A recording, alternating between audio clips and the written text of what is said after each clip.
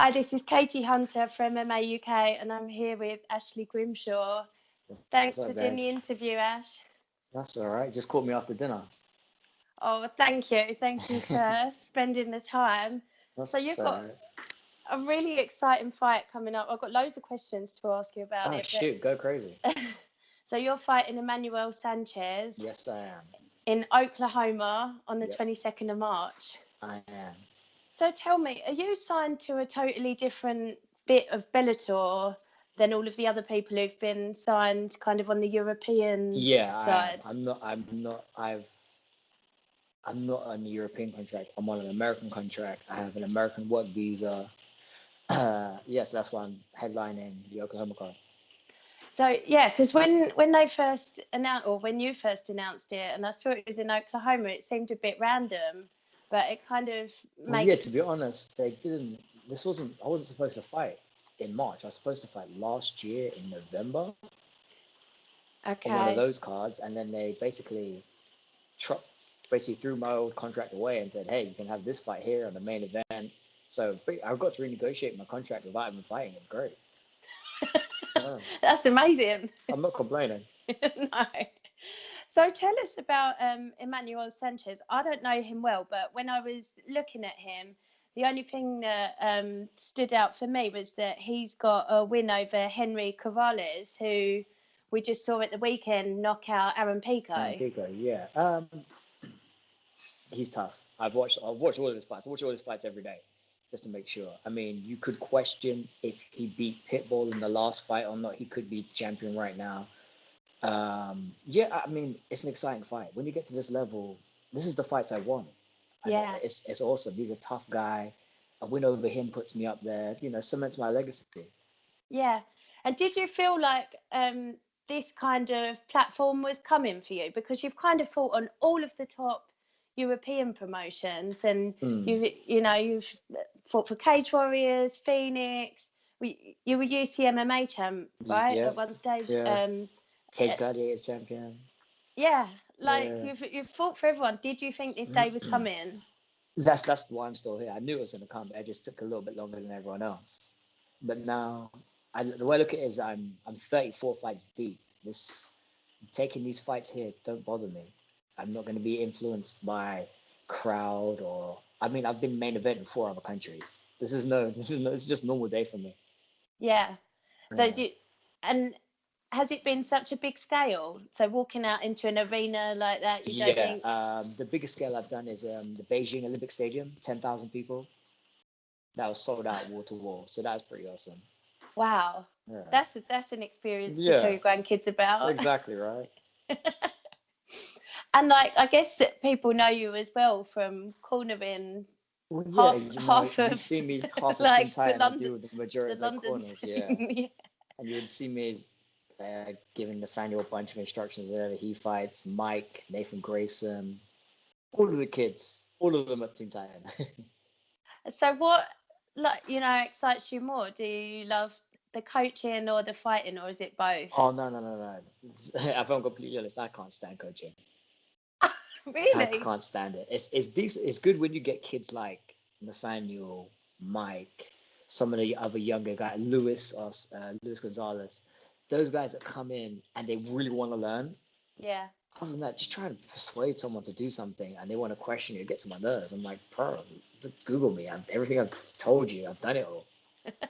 It annoys me. So no, I definitely prefer fighting. And you're a black belt in jiu-jitsu. Is it just Yeah, jiu-jitsu you teach, or just you jujitsu. teach No, everything? no, everything, everything. I mean, I've been working striking for years, wrestling for years. Man, I've trained American Top Team, Team Alpha Male. I've been around. Yeah. So what was it like training abroad, and how do those two teams compare to each other? One in Florida, one in California. The very similar structure. It's just ATT is huge. Right. You step on that mat on a Monday morning wrestling class. There's like 70 people, and all of them are professional. Wow. You got NCAA champions. It's amazing. Yeah. And Team Alpha Male, I guess they've always been kind of known for the The smaller small guys as guys, well. yeah. So So it's a very, very cool experience to be there. training with Uriah Faber. I'm actually at one rounded with Uriah, which is cool. Yeah. Yeah, it was very cool. I'm jumping around a bit, but another No, fight that's I fine. wanted to ask you about was the Tom Dukanoi fight at I try not Bama. to think about that. So yeah, now I feel bad asking you Yeah, about this. that's fine. Most people do want to know, so go for it. So it was like a groin shot in the first Yeah, 10 seconds something like that that. he caught you with. Yeah. And then afterwards he talked a whole load of shit. So what happened? It clearly was Oh horrific man, if you couldn't it continue. split my box in half, Oh my god. and I had instant bruising. I remember when the medic cut my shorts off. He was like, "Whoa!" I was like, "Oh, what do you mean, whoa?" He's like, "Yeah, you got hit." I was like, "You don't say." I picked up in the cage. Oh my Come on, man. god. I mean, listen. Do you know what? As much shit as he wants to talk, he pulled out because he had a sore rib against Nathaniel. So, I mean, to And be honest, he lost to Brendan. They just for some reason Bama liked him, and he got that win. But anyway, uh, you know what? He's doing really well. I've got nothing against him. It is what it is. yeah, he kind of talked a fair amount of shit afterwards and said that you didn't want to fight and Why would I not? I'd spent 5 weeks training for it in another country. Come on now, bro. yeah. But anyway, that's what 4 years ago, 3 years So will ago. it be satisfying if he is matched with Nathaniel at Oh, some to be stage honest to with you, see him get? Nathaniel's beyond that. He's such a step down now. After Nathaniel whoops this dude in London, he's beyond Tom. If he fights Tom, it would just be to beat him. It won't progress his career anymore. That's a step down. Nothing against Tom, it just is. Yeah, they obviously were scheduled to fight on the 29th of December, and I think Yeah. it was talked about that they would fight again, maybe at London, but clearly that's No, off the cards. I mean, I know Nathaniel. He wouldn't waste his time. Why would you go against someone who got a sore rib and pulled out? I mean, obviously, not nobody knew, but before Nathaniel's last fight, he pulled his rib. So do you know what he did? He didn't spar. 3 weeks, just did cardio and pads, just sucked it up and got on with it. Tom could have done that, but you know, some people are built different. Yeah, yeah, true. And another question I had for you was your Go for it. nickname, the White Wolf. Yeah, it's because of the dude from the Avengers. Did you give it to yourself or did I somebody had else give to. it to I you? had to. But then everyone started calling me it anyway. A guy from my gym, Matthew Matthew Finley, he said it first. That's why I look like him. And he sent me some pictures, and I was like, you know what? I'm gonna roll with it. There's definitely worse ones. Yeah, there could be way worse ones. And I always ask people for direct messages to ask people questions when I'm giving them interviews. A lot of the ones that I got about you were about your hair. People want to know what products you use. Do you know what? I actually use Vigor 8 in my hair. Oh, Seriously, is it that? works amazingly. I'm not joking. It's like the best shampoo conditioner I've ever used. I was That's a surprised. You nice only need a little little plug bit. there. Yeah, but it does. It works really well. Not tested on animals and. No, just tested on me. So I think my favourite was when you walked Nathaniel out at Liverpool and the camera got a great shot of Oh, you. don't. I always get caught in those bad moments. It's like people think I do it on purpose. It's just bad timing. But you don't even braid it for your fights, do you? You just No, like bung it up in a put a hairband in ponytail. it and let's Yeah. get it. So The braids apparently hurts. I don't want to do it. you could get like French plaits. That's what I did Oh, for mine. I don't think it'll look very good on me. So it never gets in the way. I find with jiu-jitsu when people go No, for head control, like they rip out a handful of my hair. it's only shoulder length, so it's not too bad. I can just I tie don't- up at the back and I'm good. I think I'm gonna do an Olga and just like get rid of a Oh, load of it. don't do that. So has it always been long? No, I've only had hair for the last maybe 10 years. Right. I used to have it all shaved off. Then one day I didn't get it done, and it grew and it grew, and I was like, all right, I'm just gonna keep it going. So the shaving, what was that for? Obviously, most people shave their heads when they're going bald. It's my family haircut. Is it? Everyone in my family, until my brother and I hit around our 20s, used to have number 2 all over. That was it. Save on haircuts. If you look at some of my earlier fights, that's what it was like. I'm gonna look them up now. Yeah. So What is your prediction for the fight? And I'm also going to ask you a prediction for some of the other Titan fights we've got coming up as well. But for it's your just gonna fight, be it's gonna be an out and out war. The guy is, like I said, the guy's extremely talented, great cardio. I consider myself the same level, and it's MMA is like it's the game of inches. Whoever makes that first mistake or that first slip up is gonna get paid for. yeah. So it's gonna be a great fight. Who are you having in your corner? Bolo Romielli and Brad Pickett. That's awesome because Yeah. I would have having had Nathaniel, but he's going on holiday after his fight, so that's selfish. No, it's not. I get it. And I'm interviewing Dom Woodin tomorrow night. Oh, awesome. What do you predict to his fight? He's obviously fighting at Bellator Newcastle on Saturday. Wipe this guy. He's gonna wipe this guy out. I feel bad for him. This is like a terrible fight for this kid. Dom is one of the most elusive, awkward strikers, and he rarely misses. This guy's gonna get hurt, unfortunately. But it's a fight game.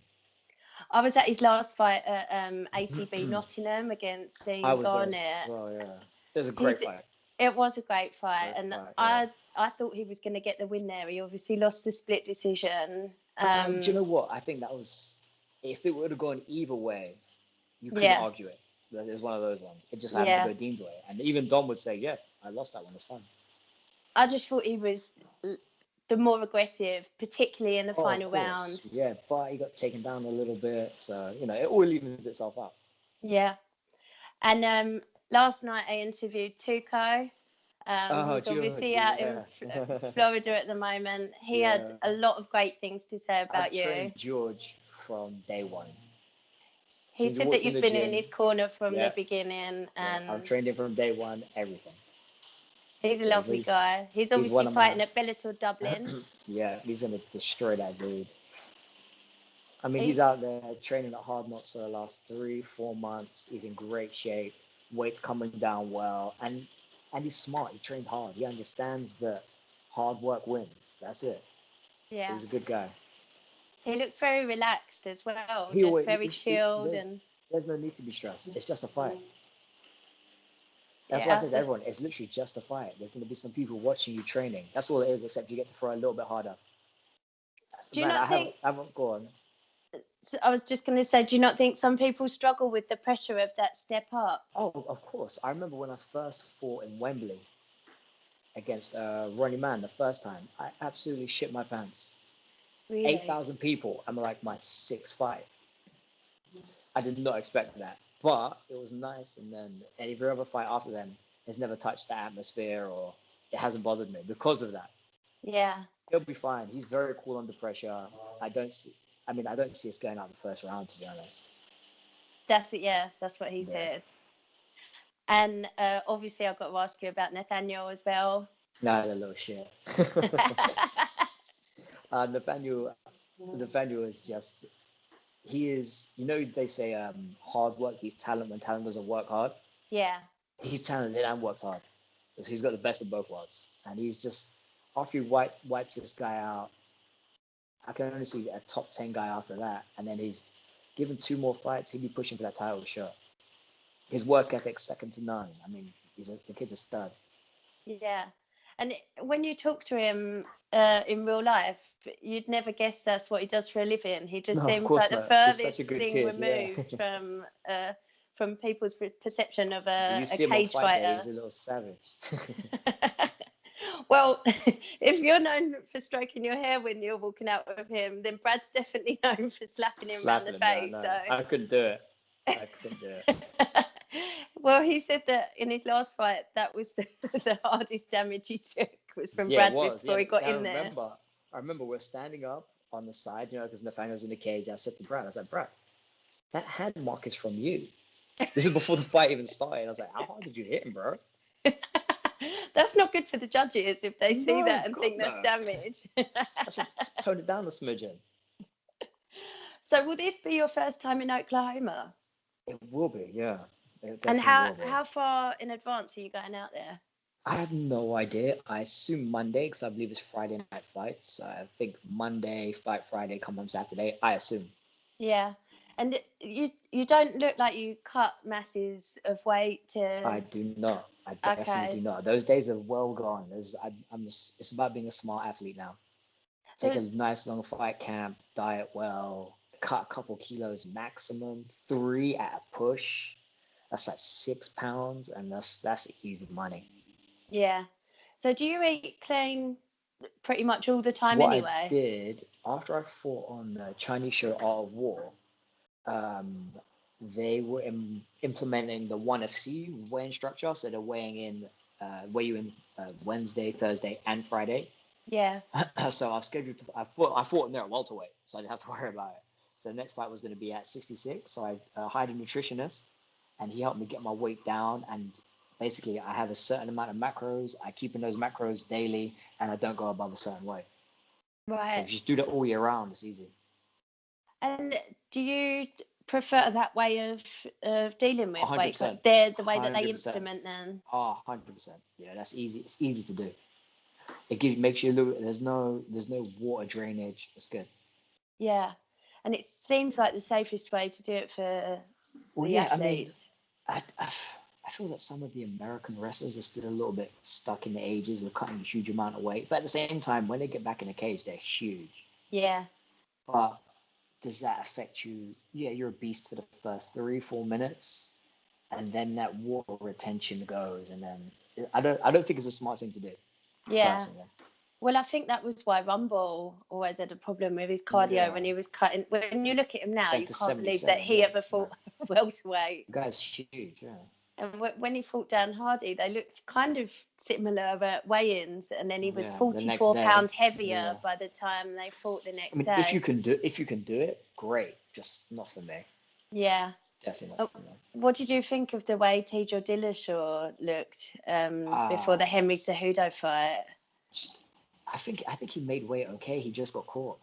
Yeah. I'm a TJ fan. The kid's a beast. So bad loser. Yeah. So everyone is. Everyone is. That's how he should be. That's how you know he's a competitor. That's my point. I didn't lose that fight. The ref stopped it, and I like that. I like that attitude. It's good. Yeah. I thought he looked really kind of. Oh, he's gonna be. He's gone down an extra 5 kg. He's gonna look a little bit drawn in, but he looked good on the fight day. He did look good on fight day, and apparently he did it like super scientifically, and he's got this like specialist guy. But I'm not surprised. Yeah.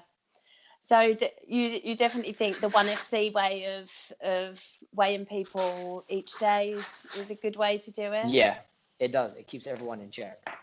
Yeah. I think it's a smart way to do things. And how do you deal with what you're going to eat when you're in a place you've never been to before and you don't know what kind of food there's going to be out there? I bring my own. Do you? I bring my own supplements. I bring my own hydration stuff. I don't take any chances. There's no point. Yeah. I mean, after you make weight, you just got to keep it clean anyway. It's not hard to eat clean food. I'm going to be in a casino anyway. I'm sure I've got a couple of restaurants. Yeah. It won't be too bad. Cool.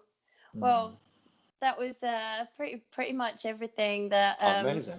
I wanted to ask you about, but I don't know if you've got any sponsors that you want to give a shout out to. Just shout out Scramble, obviously, my clothing brand, and Elite MMA Agency, Team Titan, John Durant, Ross Nichols, Jude Samuel, Steve Broughton, David Chu. All my guys, all my little coach and staff there.